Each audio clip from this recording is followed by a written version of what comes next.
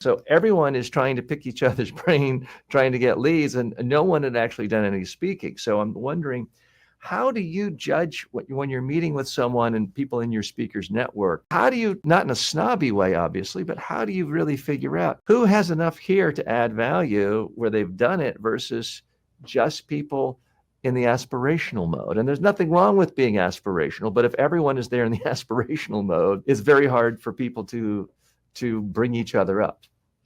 I think of it as kids on the playground, like at recess, right?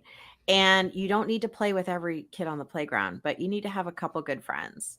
So why not put yourself in a situation where there's a bunch of people that you might potentially play with, and you just find your couple. I think a lot of times people think you need to know everyone and do all the things and give your, and we were trained like that a long time ago, like give all your cards to everybody and get everyone's information and all that. And I think it's different now. I think utilizing your intuition again of like who, like say you're in a virtual meeting and you can see all the little boxes on the Zoom, right? Who do you feel like you would really want to connect with? Who's floating your boat? What are they saying that sounds like it would be really helpful for you? And like, for example, in the International Speaker Network, we talk a lot about your ideal audience. Who's your ideal audience? What's your topic? What's your speaking avatar? Are you speaking virtually? Are you speaking in person? Are you doing paid? Are you doing waiving your fee? Are you pay to play? Are you going for summits, podcasts? Like, and getting to know what your fellow networkers are focusing on, that will help you determine, okay, this person I want to chat with, this person I want to chat with. I can tell pretty quickly if somebody is a seasoned speaker or just at the beginning. And like I said, it starts off with, oh, well, what do you speak about? And if they say, oh, I'm working on my talk, or oh, I can speak on anything, I know they're at the beginning of their journey, and that's totally fine.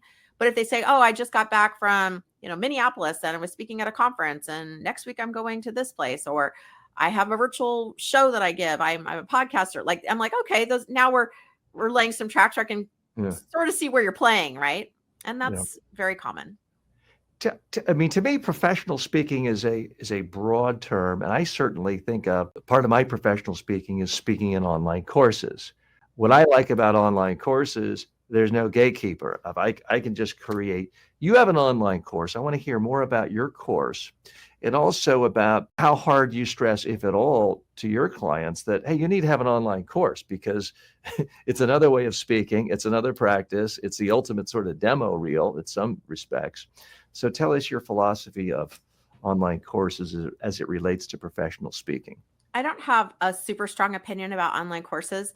I have my own, and it was so that I wouldn't get in the way of anyone's learning speed. Like I want you to be able to watch this at 2:00 in the morning, if that's you, or 4:00 in the morning, any time zone that you're in. I want you to be able to have access to that information, so that when you and I are together, we're talking about really like the deeper stuff. Like, okay, how do I apply that to me and my business? That's the conversation that's really valuable. And I think a lot of entrepreneurs are like feeling stuck and alone. Like they watch the course and then they're like, okay, but I don't know I got stuck on this part. Like that's why I'm here. So that's just for and that do part. you bundle your course with the consulting services or with membership in the International Speaker Network, or do you sell it on its own? I do both. I sell it on its own. And then I also, for my Speakers Training Academy, they get access to the course as well as access to me and masterminding and other access, so that way my whole thing is no speaker left behind. Like I don't want you